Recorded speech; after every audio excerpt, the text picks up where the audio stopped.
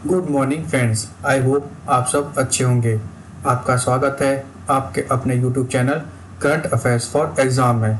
चलिए आज दिनांक 24/3/2024 की प्रश्नावली शुरू करते हैं। कोटक महिंद्रा बैंक द्वारा वन कोटक का ग्रुप प्रेसिडेंट किसे नियुक्त किया गया है? शांति एकबरम, जयदीप हंसराज, उदय कोटक, दीपक गुप्ता। इसका सही जवाब है जयदीप हंसराज। कोटक महिंद्रा बैंक ने कोटक सिक्योरिटीज के वर्तमान एमडी और सीईओ जयदीप हंसराज को वन कोटक का ग्रुप प्रेसिडेंट नियुक्त किया है। चलिए अगले प्रश्न पर आते हैं। गगनयान अंतरिक्ष उड़ान मिशन पर अंतरिक्ष यात्रियों की मदद के लिए हाल ही में कौन सा ऐप विकसित किया है? उमंग, आरोग्य सेतु, सखी, सुविधा। इसका सही जवाब है सखी। विक्रम साराभाई अंतरिक्ष केंद्र विक्रम साराभाई स्पेस सेंटर ने गगनयान अंतरिक्ष उड़ान मिशन पर अंतरिक्ष यात्रियों के लिए एक बहुउद्देशीय ऐप सखी को विकसित किया है। इसका उद्देश्य अंतरिक्ष यात्रियों के स्वास्थ्य की निगरानी, पृथ्वी के साथ संचार सुनिश्चित करना और विभिन्न प्रारूपों में मिशन लॉग को बनाए रखने के लिए में सहायता करना है। यह अंतरिक्ष यात्रियों को जलयोजन की भी याद दिलाता रहेगा और इसका लक्ष्य 2025 में गगनयान मानव अंतरिक्ष उड़ान मिशन लॉन्च करना है। चलिए अगले प्रश्न पर आते हैं। विश्व कविता दिवस कब मनाया जाता है? 22 मार्च, 21 मार्च, 23 मार्च, 24 मार्च। इसका सही जवाब है 21 मार्च। विश्व कविता दिवस हर साल 21 मार्च को मनाया जाता है। इसे 1999 में यूनेस्को द्वारा घोषित किया गया था। इसका उद्देश्य काव्यात्मक अभिव्यक्ति के माध्यम से भाषाई विविधता का समर्थन करना है। इसका उद्देश्य दुनिया भर में कविता के पढ़ने, लिखने, प्रकाशन और शिक्षण को बढ़ावा देना भी है। वर्ष 2024 के लिए विश्व कविता दिवस का थीम है standing on the shoulders of giants, दिग्गजों के कंधे पर खड़े होना। चलिए अगले प्रश्न पर आते हैं। विनय कुमार को किस देश का अगला राजदूत नियुक्त किया गया है? USA, UK, France, Russia. इसका सही जवाब है रशिया। विनय कुमार को रूस के अगले राजदूत के रूप में नियुक्त किया गया है। वह वर्तमान में म्यांमार में भारत के राजदूत के रूप में कार्यरत हैं। चलिए अगले प्रश्न पर आते हैं। हाल ही में किस राज्य ने digital platform Trinetra app 2.0 launch किया है? उत्तर प्रदेश, मध्य प्रदेश, गुजरात, उत्तराखंड। इसका सही जवाब है उत्तर प्रदेश।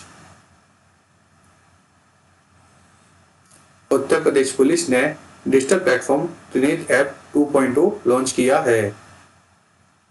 इससे जांच और अपराधियों पर नकेल कसने में मदद मिलेगी।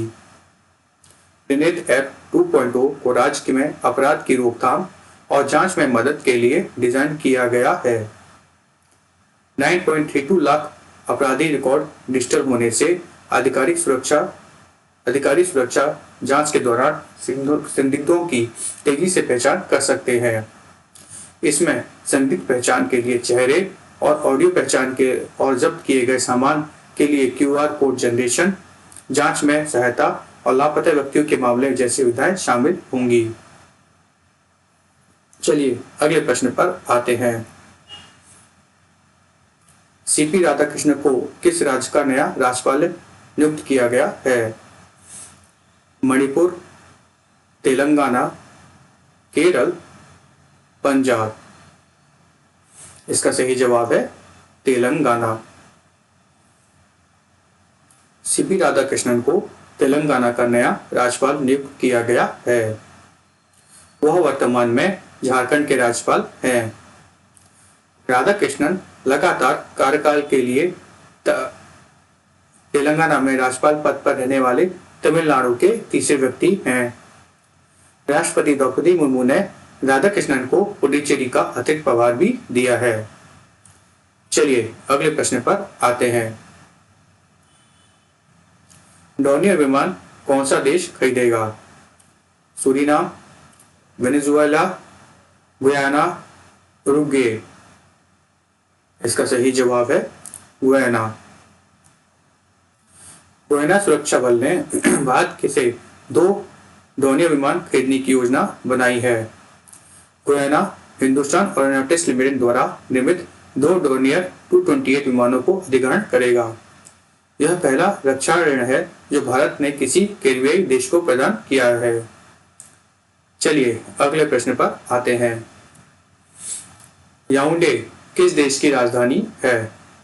कैमरून, चाड, नाइजीरिया, गैबोन। इसका सही जवाब है कैमरून। याओंडे कैमरून की राजधानी है। याओंडे घोषणा 11 अफ्रीकी देशों द्वारा मलेरिया से होने वाली मौतों को समाप्त करने के लिए प्रतिबद्धता है।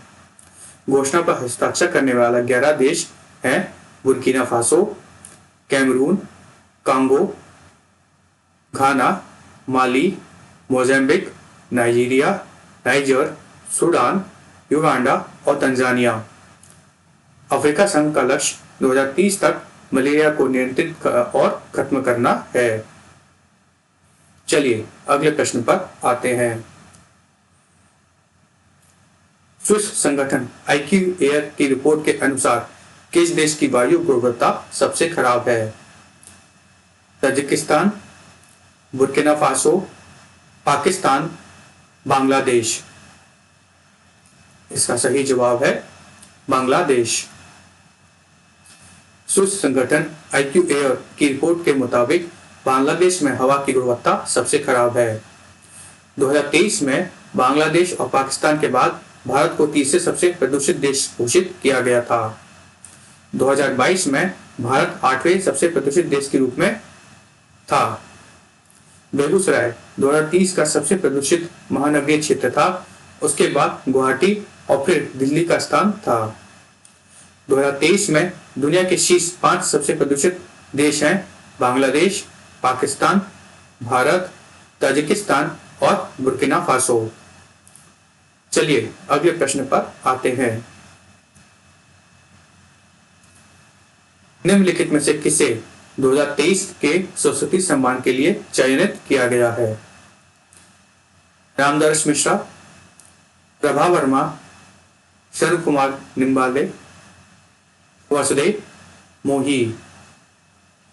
इसका सही जवाब है प्रभा वर्मा। प्रभा वर्मा को वर्ष 2023 के सरस्वती सम्मान के लिए चयनित किया गया है। उनकी मलयालम भाषा की काव्य कृति रौद्र स्वामित्व के लिए इस पुरस्कार के लिए उनके नाम पर विचार किया गया है। सरस्वती सम्मान सन 1951 में के बिरला फाउंडेशन द्वारा स्थापित किया गया था। यह भारत के सर्वोच्च साहित्यिक सम्मानों में से एक है। प्रभा वर्मा को केरल साहित्य अकादमी पुरस्कार, केंद्र साहित्य अकादमी पुरस्कार और वायलार पुरस्कार भी मिल चुका है। सन 1999 में पहला सरस्वती सम्मान श्री हरिवंश राय बच्चन को दिया गया था। फ्रेंड्स, आज का सेशन यही समाप्त होता है। आपको हमारा सेशन कैसा लगा कमेंट करके बताइएगा तथा लाइक एवं सब्सक्राइब अवश्य कीजिएगा। धन्यवाद।